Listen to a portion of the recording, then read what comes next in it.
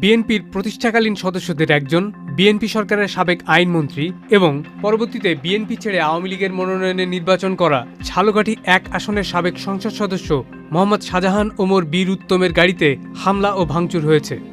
হামলা থেকে বাঁচতে শাহজাহান ওমর রাজপুত থানায় গিয়ে আশ্রয় নিয়ে থানার সামনে সাংবাদিকদের কাছে অভিযোগ করেন, আজ সকাল 8:30টার দিকে বরিশালের বাসা থেকে রাজপুর আসার পথে উত্তর পিংড়ি বাইরবাড়ি এলাকায় তার গাড়িতে হামলা চালায় উপজেলা বিএনপি ও এর সহযোগী সংগঠনের নেতাকর্মীরা।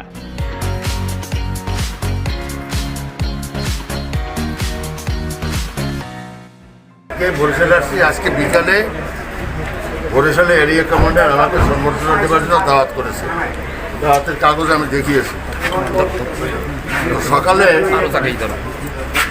সকালে আমি আমার গ্রামে সাঙ্গুরে গেছিলাম।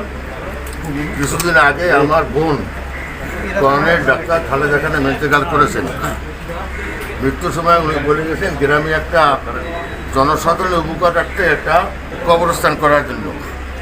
আমি সেই কবরস্থানের জায়গা জমি মেপে যারা কাজ করবে তা দেখিয়ে আসবো, এই আমার উদ্দেশ্য।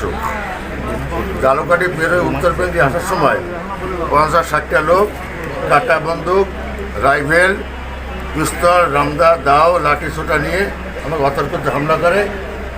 আমার গাড়ি ভেঙে চলে পড়ে। গাড়ির স্পিনটা রেখে আমরা রক্তাক্ত হই। আমার ড্রাইভার আহত হয়, আমার ক্লার্ক ছিল হাইকোর্টের, সেও আহত হয়। তো আমি ওইখান থেকে ঘুরে থানায় আসলাম। থানায় আসে এজাহার করতে এরা বলে যে কালকে রাত্রে আমার নামে নাকি একটা কাঠাইলে মামলা হয়েছে, এই জন্য দেয়ার শোয়িং মি আর শোন অ্যারেস্ট। আমি এখন আপনাদের ইচ্ছায়, আল্লাহর দোয়ায়, আমাদের পুলিশের এফিসিয়েন্সি জোরে আমি ঝালকাঠি কোর্টে যাচ্ছি। এর আগে গতকাল বুধবার সন্ধ্যা 7টার দিকে রাজপুর উপজেলা সদরের গোডাউনঘাট এলাকায় তার বাড়ি মাহজাবিনে হামলা চালিয়ে ভাঙচুর করে বিএনপির নেতাকর্মীরা। ঝালকাঠির অতিরিক্ত পুলিশ সুপার এসপি সার্কেল